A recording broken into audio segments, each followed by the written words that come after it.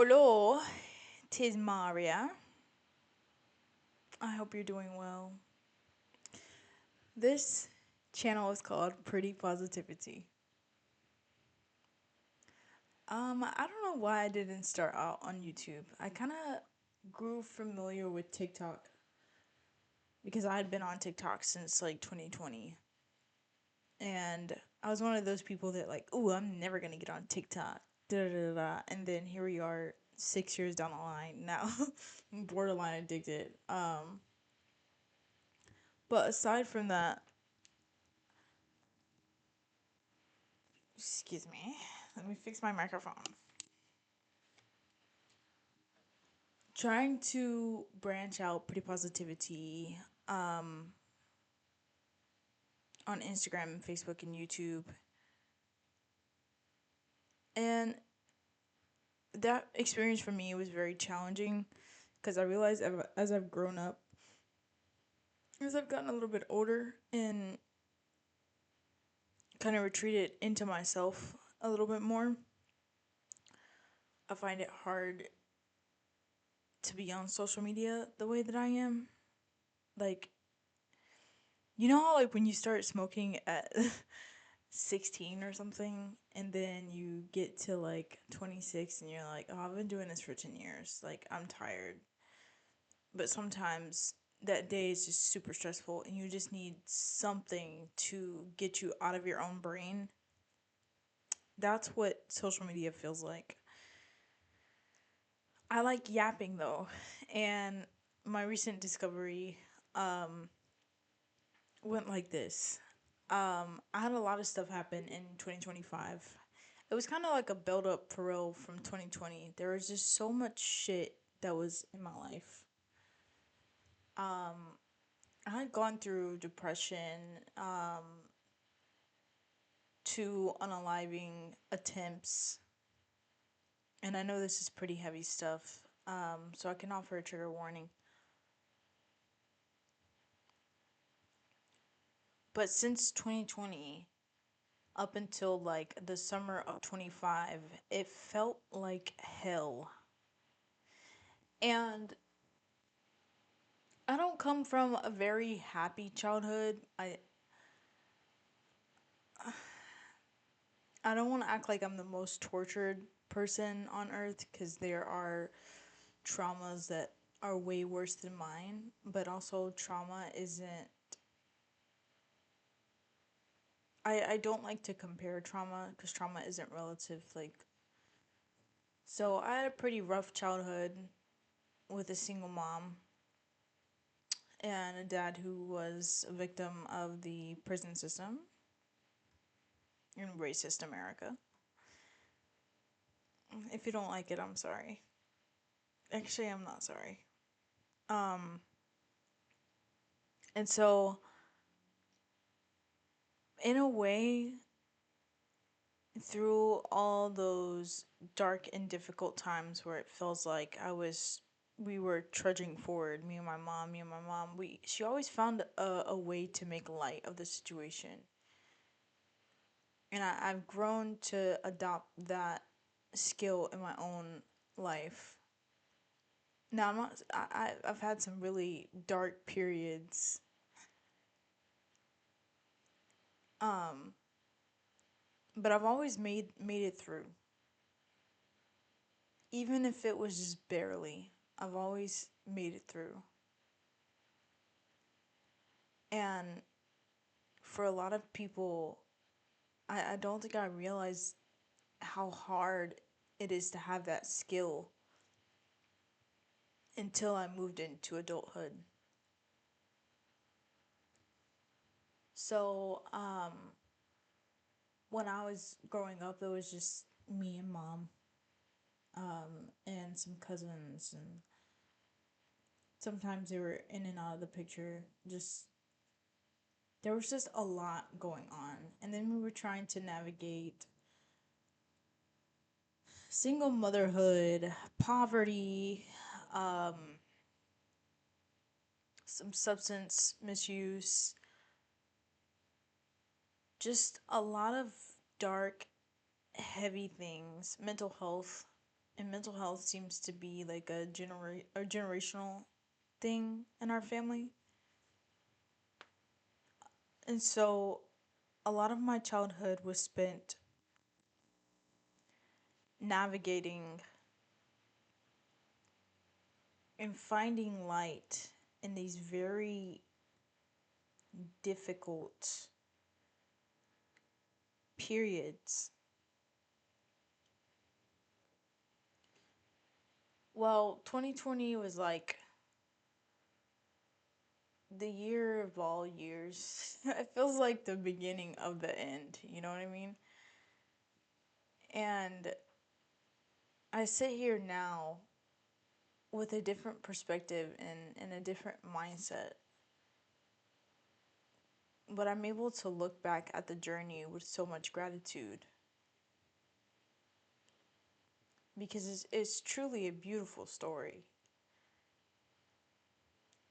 Everything, if I could give you my heart, like, you would probably be like, what the fuck? And I don't say that to be one of those, what do I call, uh, presumptuous. No, there's a different word. I used to call my cousin this all the time, and she hated when I called her that. But I forgot the word. Whatever. So when 2020 hit, I I kind of I went fucking crazy, and I was ready to leave my parents' house. I was just done. I needed something new. I needed to be away. I needed to go within myself, but I was so scared of doing that I thought that running away would solve the problem. And I'm 18, so like this is the time of college, and me and my dad, cuz I'm adopted. I like to call it semi-adopted cuz we didn't go through the formal adoption process, but we went through he's still like I'm their kid, my adoptive family. And I just remember being so much in pain and not knowing how to deal with that because I had been dealing with unaliving ideals since I was 16. And I was a very sensitive child, having going through a lot of shit in our lives. This was the first point where, well, really 16 when I was first placed with them, but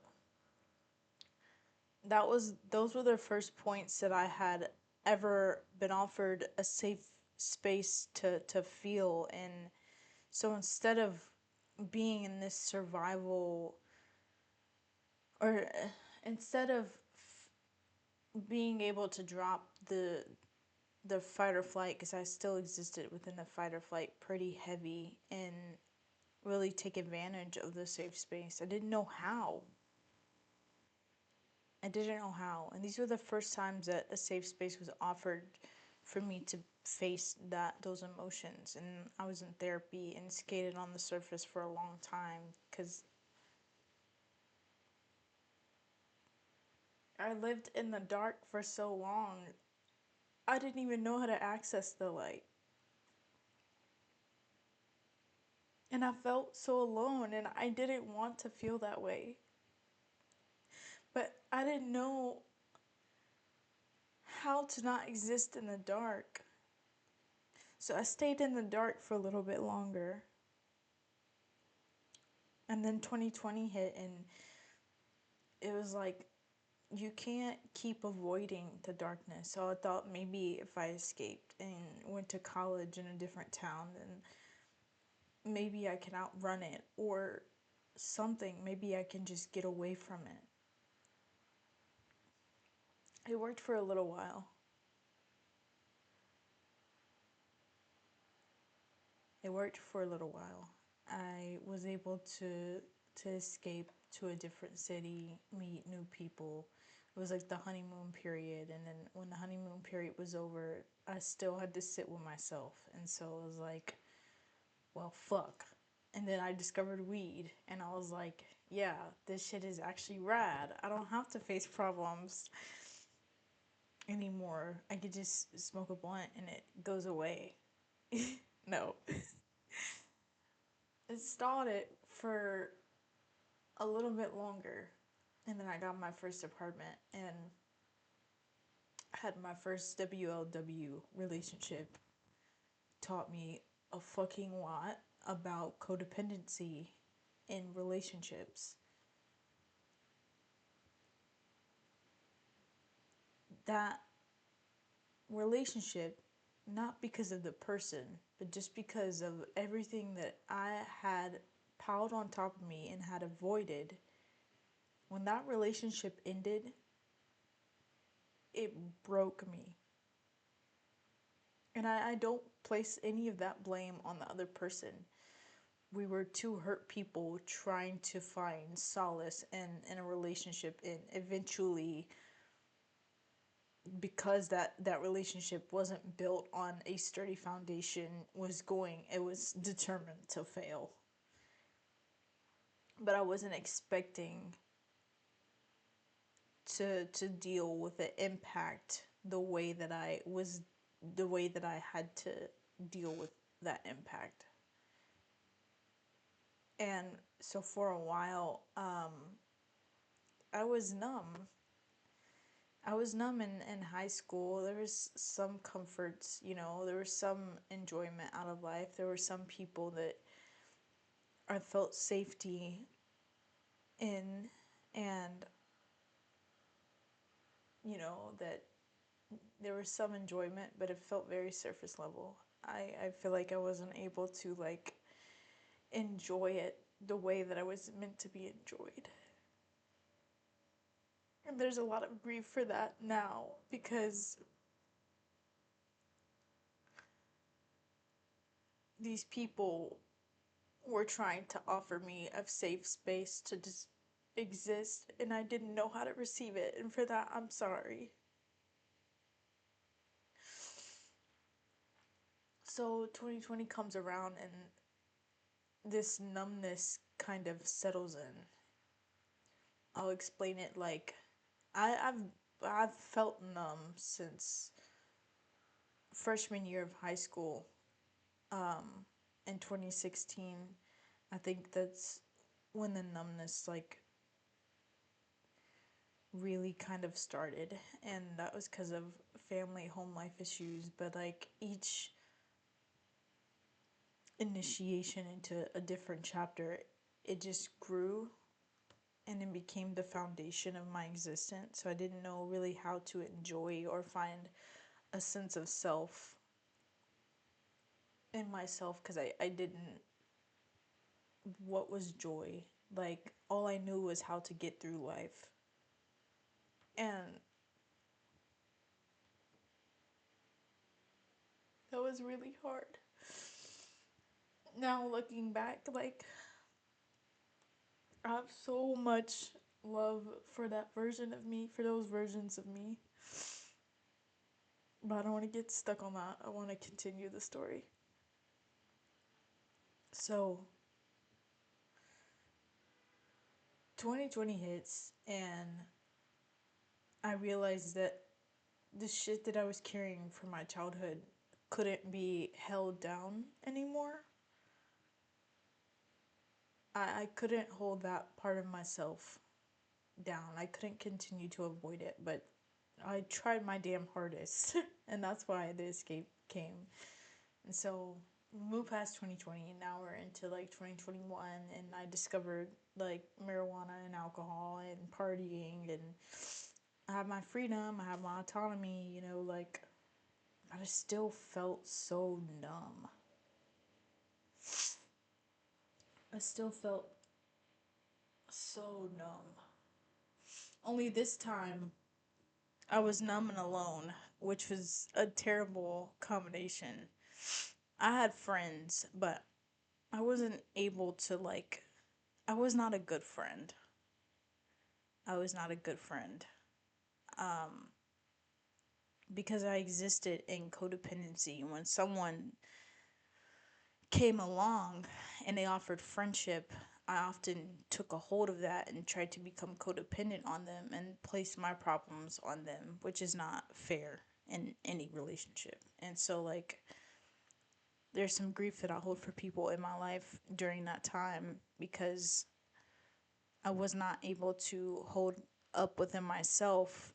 I kind of placed my problems onto other people, and that didn't work either. So, just getting the whole story. Um, and eventually, that pain that I kept pushing down started to come back up. And it's waves of coming back up. And at the same time, there was new problems and new issues in my life that were just adding on top of that. And at the time, my mom was alive, and I knew she had dealt with this stuff, but I couldn't come to her because she had her own issues. She had her own demons that she was fighting. And I didn't know how to open up to my adoptive parents because I didn't know how to receive that space. I didn't know how to receive the love that they were giving. So I felt so alone. I felt so alone that, like, unaliving felt like the only option to ending this story of sadness. And it was just like situation on top of situation on top. It was like era on top of era of sadness and sadness and sadness. And all of it was because I'd never allowed myself to feel anything. I just was numb to life. And this was how I fucking survived. It was by pushing through.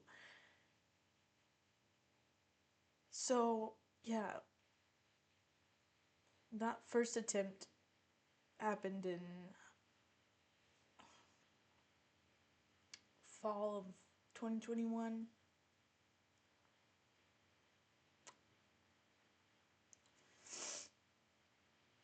I moved back in with my adoptive parents,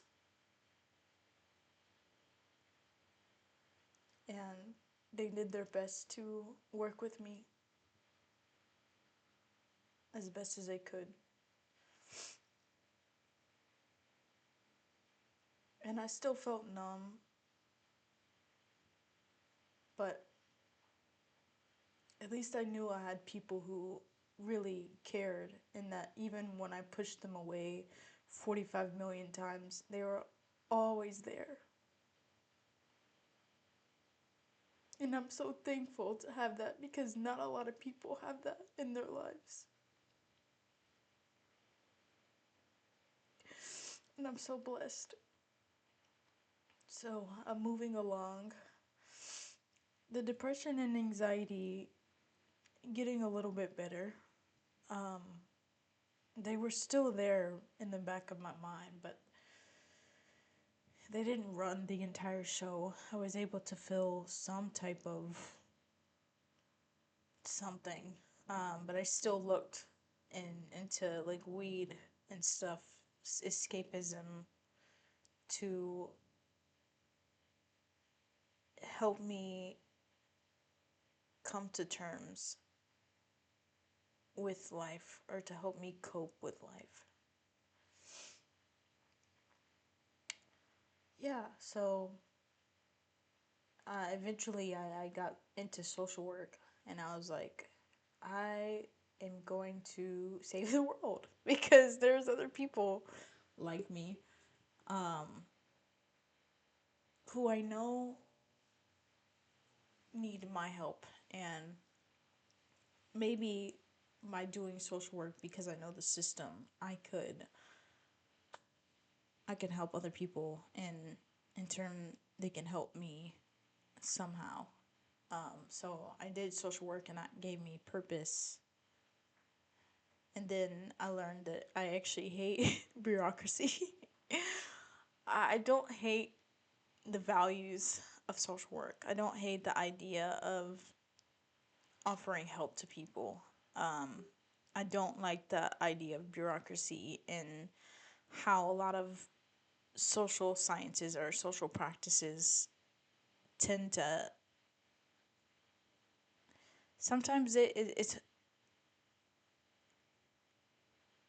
you can't view a client from a human perspective. Sometimes it's usually like, oh, these are the services I can offer you, and it's very transactional. And that's, I guess that's what I don't like about it, is that it's transactional, because I'm a person that loves to be of service to people, without them feeling like they have to sell their arms and legs to be able to afford it. So like that was kind of the difficult part. It's not all terrible. And within that was a lesson that I had to learn about being careful with overgiving myself to helping people. That codependency came up really heavy because I would exhaust myself into learning all that I can about social work and providing. And I thought that that was supposed to give me purpose, but purpose is not found that way. And if you're trying to find purpose externally, you're never going to find it outside of yourself.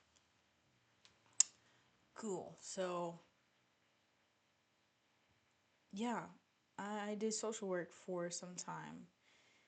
And on the opposite spectrum, I wasn't hearing a lot from my mom. And I knew in my gut that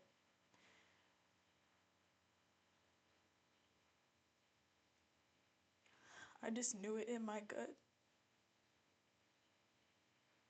that the demons she was fighting felt like that they were winning, to put it into words. And so in May of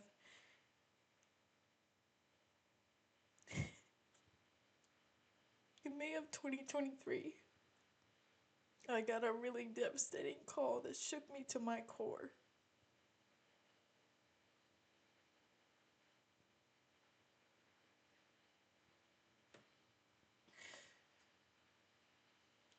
She had passed, and it was an overdose. And that was so hard for me. At my core, I felt a sense of relief because she had been freed from the torment of mental health and everything that comes in life. Like, I felt a relief for her because I knew, I didn't know to the extent, of her mental health problems, but I knew how dark and how heavy it could get. But it was never supposed to be her.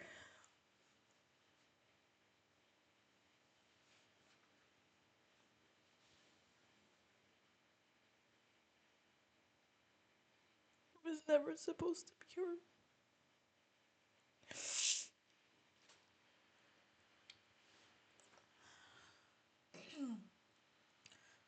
All of my childhood, she served as a light for me. She did it alone practically most of her life, parenting, taking on her sister's kids, always being of service to people who just didn't appreciate it, and they didn't understand I don't feel like at the time they understood what who she was, what she represented, and what she offered. The light that she offered. And that's because of jealousy and people not being able to deal with our own shit. Usually when we can't go in and deal with our own problems, we tend to live externally, and then living externally leads to more problems, more shame, more guilt, and stuff. So I don't hate my family because I understand. But at some point, you need to take the cape off. You need to take the victim cape off and tackle yourself. Because if you don't, you will end up in this victimhood mentality for your entire life of why me, why me, why me.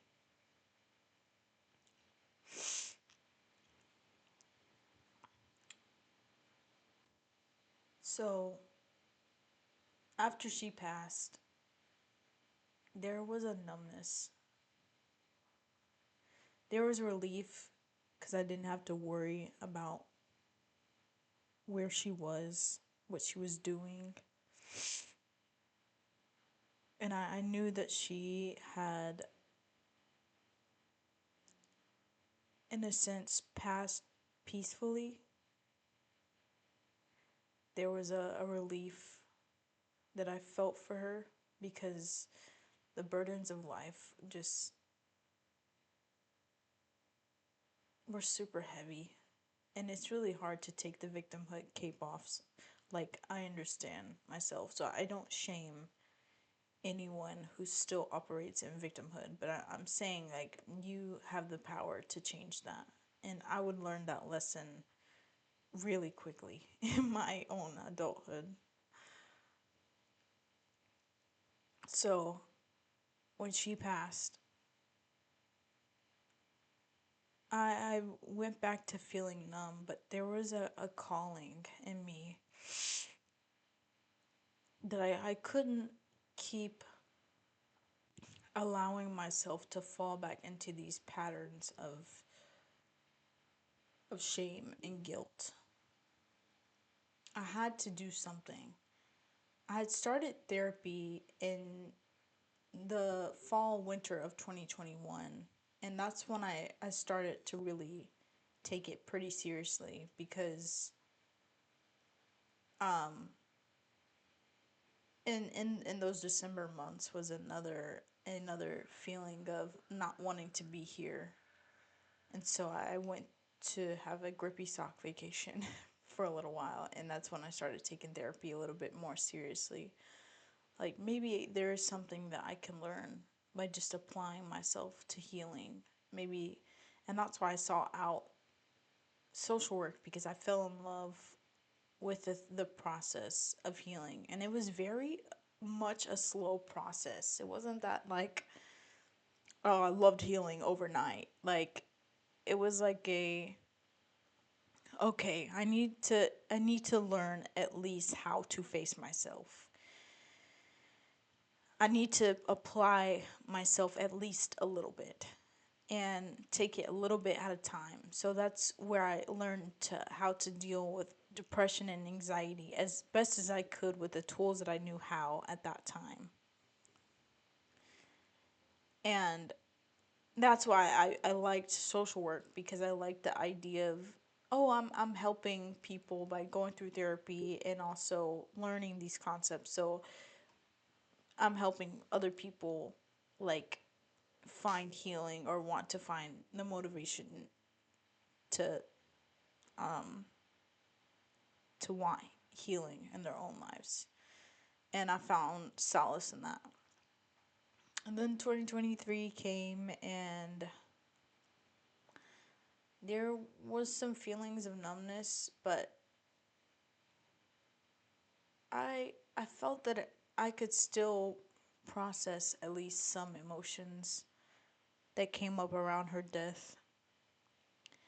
And I connected with a cousin, and we would just spend time talking about who she was. And so I got to learn a different side to her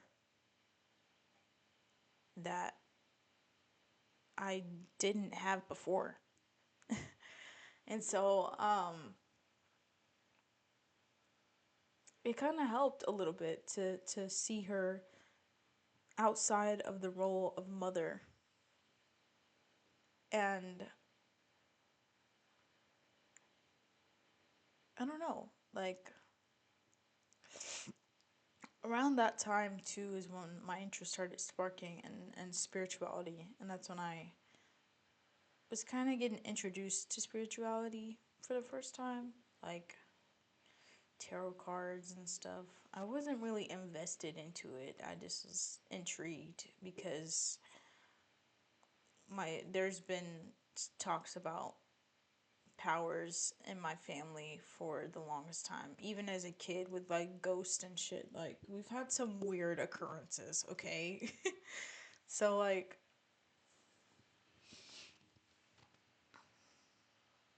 I can't remember or not if I was a gay program kid either. But that's beside the point. So anyways, yeah, so I'm doing school and social work, and the more I'm in school, there's still stuff that's coming to the surface, and I just am realizing how unhappy I am in school. Like, it was definitely a challenge to stay committed, especially around the springtime, because for me, a lot of shit popped off in my childhood in the springtime. Like, people get winter depression, I get spring depression, and it is pretty heavy, like pretty heavy spring depression. So add 2023 on top when mom passed away. And so, yeah, I'd gone through a couple therapists, but I met this amazing therapist that I love to this day. Like, there's been a couple therapists that I love, but like this therapist, I loved her down because I don't know. So going to this therapist, I kind of had more of an open mind. I had created a trauma rap sheet, and I was like, listen, I've been through this therapy thing multiple times. Here's what we got going on, and here's what I want to work on. And we got straight to business, just started doing it. Now, I'm not a perfect person, but I was applying myself a little bit more because I was in social work school, and a lot of the curriculum that we were learning was shit that I had been through. So I was like re-triggering these old patterns, and it was just like, oh fuck, like that really hurts. Let's talk about it in therapy. So um, I liked going to therapy for a little while. I did. Um, then I got into a pretty serious relationship, and that helped kind of lighten the burden a little bit more. I realized that I can experience joy on this earth. Like it doesn't have to be eternal suffering and shame and guilt. Like I can be a little bit happy, you know what I mean? But still there's this feeling that you hold on to when you experience healing.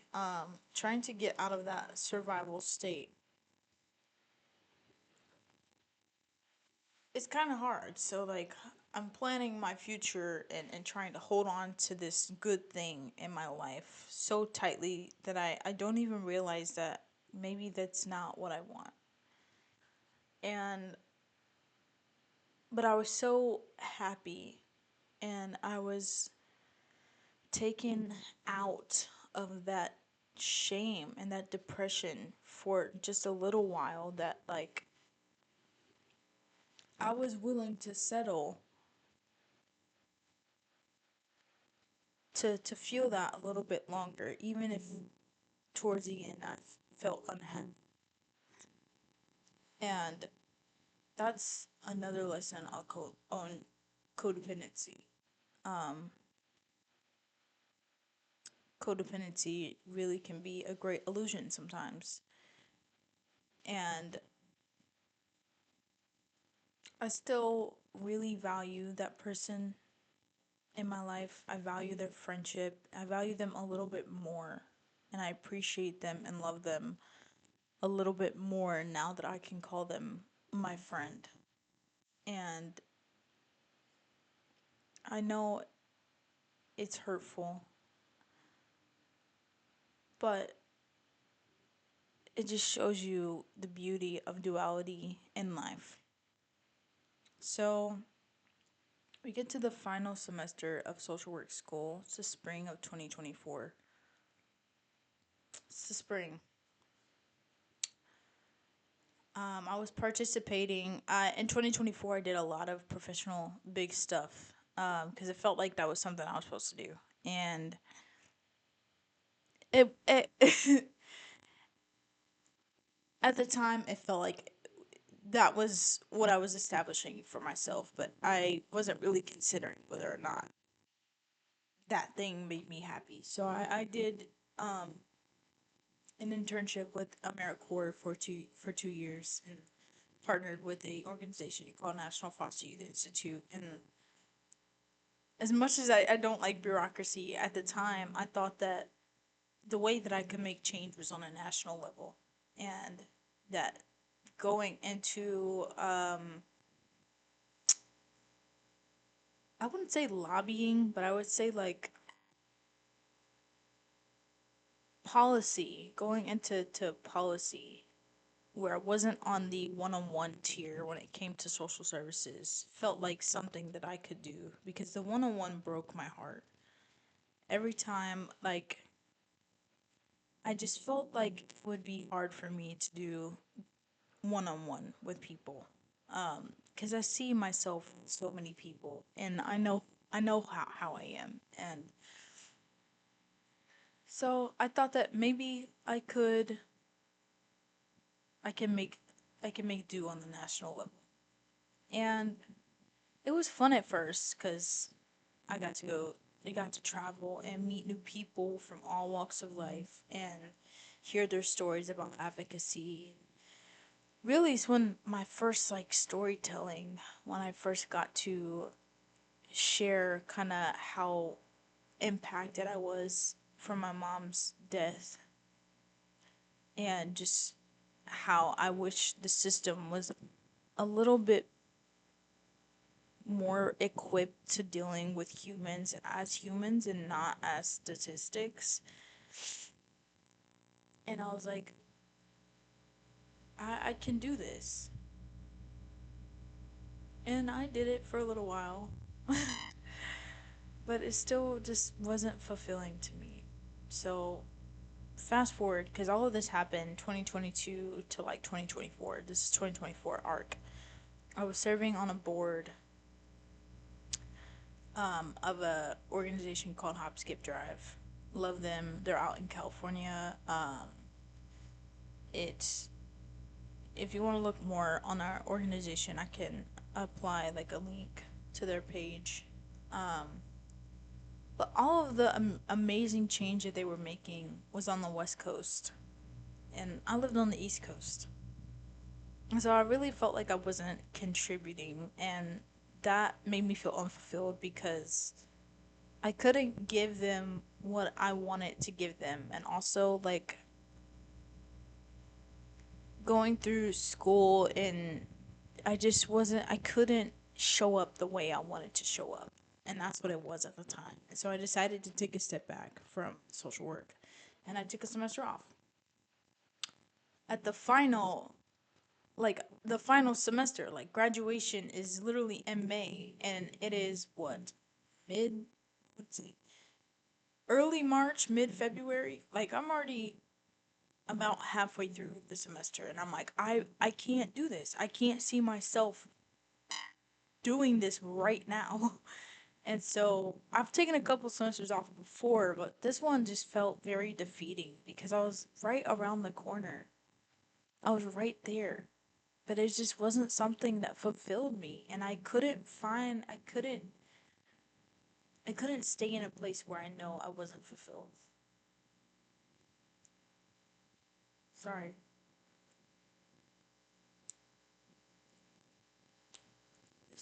been bothering me for a long time. Yeah. So, anyways, I decided to take a semester off, and for that summer, I just worked and lived my life and showed up in my relationship. And so my shift went from school to relationship as like, oh, well, this is supposed to be my purpose in life. No, you can't make another person your purpose in life. You know what I mean? Like, we were having a lot of struggles too. Like, I seen that as like my end game, but at the same time, I'm also having an identity crisis because now I'm not in school for social work. So what really is the plan? Because my AmeriCorps term ended in 20 December of 2024, and we're in the summertime. So like, what are we doing? Um, so I mean, I kind of just went with the flow for a little while. Got a job or two because I've never been consistent with jobs. Like I'll go and work for a few months, maybe 6 months max, and be completely done. Because if my heart is not in it, then I'm really going to struggle to make it a consistent effort. So December comes and that ends, and we transition to 2025. And 2025 is different for a lot of reasons. I was just really struggling, like financially. I couldn't provide for myself. I felt like I was trying to grow up, but I didn't know how to grow up because I didn't know what I wanted. I didn't know who I was, and so I was trying to find the sense of who I am. And it just took me a little bit longer. And a lot of shit changed. It was kind of like my catalyst year, I call it. 2025 changed a lot because I feel like I was confronted with who I was and who I needed to be. And for a while I had placed the fact that I had placed my becoming independent, the responsibility of becoming independent on so many people for so long. And 2025 was like, no more. You can't do that anymore. And through this whole awakening, it caused a hellfire of fucking thing after thing after thing, you know? And there was a lot of there was a lot of hell that I caused to a lot of different people. And I realized in spring of 2026, well, we're in spring of 2026, but like around around the winter time of 2025, after all the hell had been raised, I realized that it had less to do about the people around me forcing their ideals on me and more to do about me claiming my identity and not allowing other people to point the way. And it takes a lot of accountability to say that I was the problem, but not, I don't say that with shame or with guilt. And I'm realizing that now. So we're having this conversation. So it caused a lot of hurt and pain to people because I wanted to be independent, because I wanted to make meaning of my own life, and instead of taking that responsibility myself, I kind of put that on to other people. And I got mad.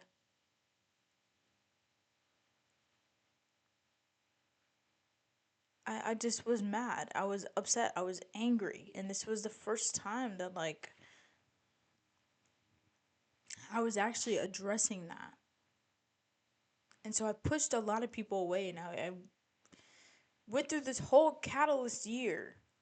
And I don't regret the way that it happened, but I do want to take accountability because I placed a lot of blame onto other people and tried to bypass my own actions. I was the one who put me there by choosing to invest into things that aren't bringing me actual fulfillment.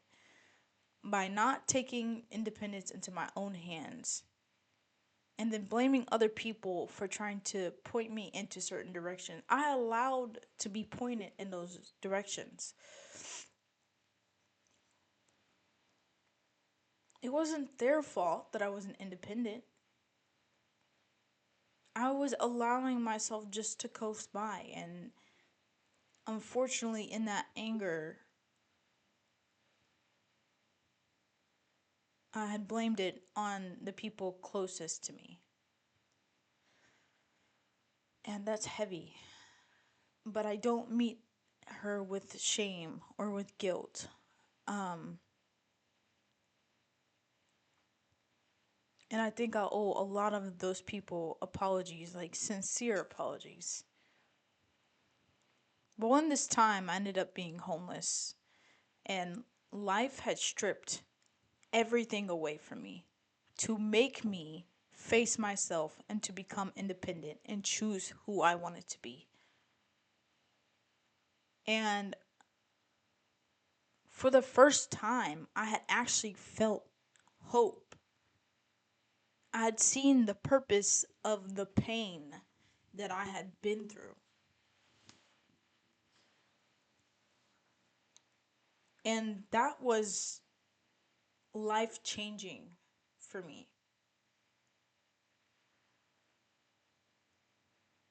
Because now I had to confront myself. And I know confronting yourself can be scary, but there's so much power in confronting myself.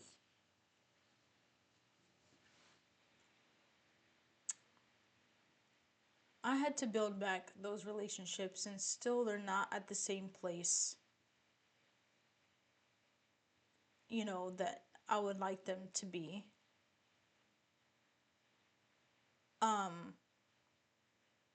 but in time, me realizing and me choosing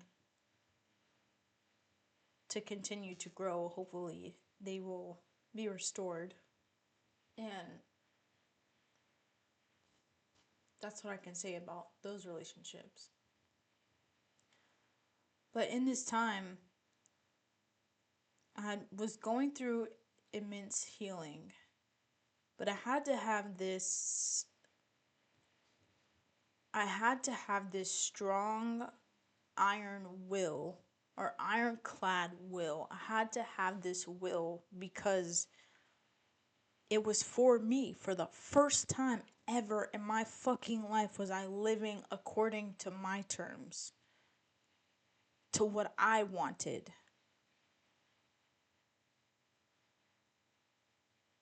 I needed to gain that insight. I needed to be independent.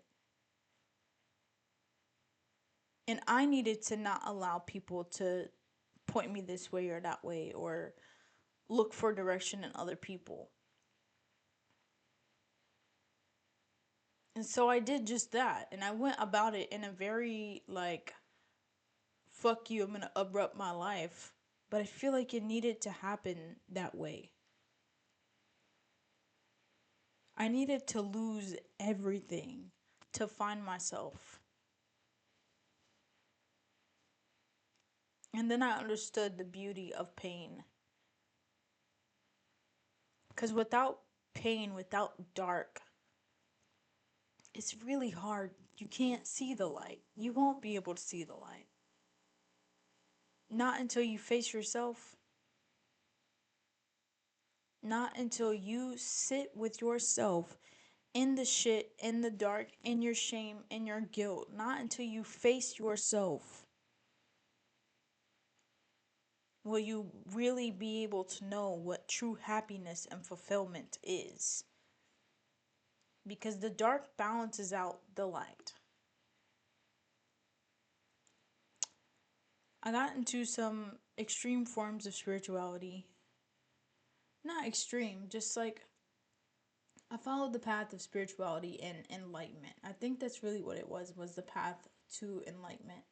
And the more and more I invested into learning about spirituality, tarot cards, and then psychic experiences and other stuff like that, the more I understood the purpose was always to return to self. And that the true power of any of these like spiritual gifts like tarot or like cord cutting, witchy services, paganism and stuff is to return to self. That is where autonomy and fulfillment lives lives.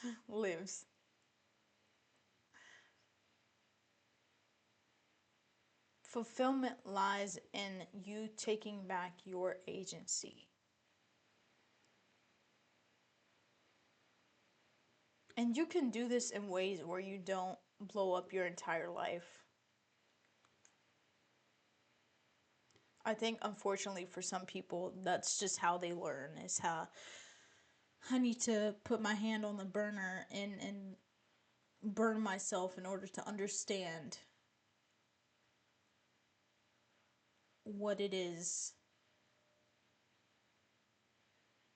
that I'm losing or whatever. Like, I had to understand my burning myself.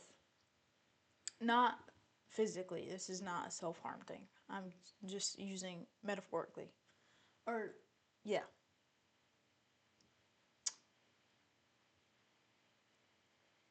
And I don't know. Now I'm here and I look at life a little bit differently with a little bit more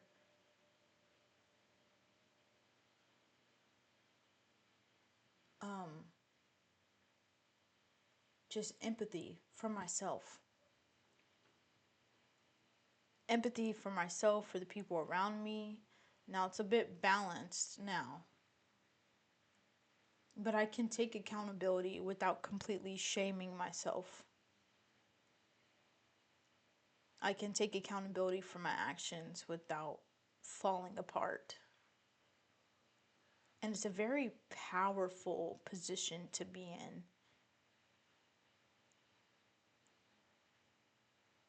But I just returned back to me. And now I'm doing things that bring me joy. Like resting. Providing a safe space for me emotionally. Because the shadow is not my enemy. She's a part of me. She's what got me here today.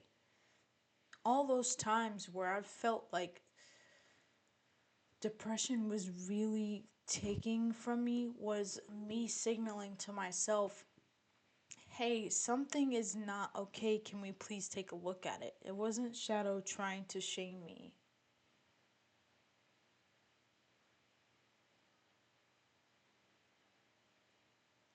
It was me trying to deal with me.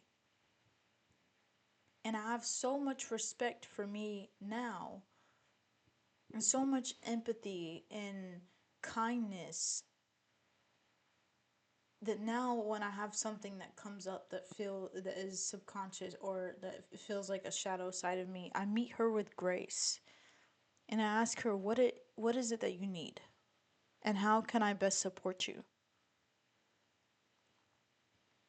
And there lies the balance. There's the balance. Oops, sorry. The balance lies there. in the understanding that the dark is a part of life and who you are, and that the dark helps you see the light all the much brighter. And so, if you leave with anything today, be kind to yourself in those moments when you feel like you have no purpose.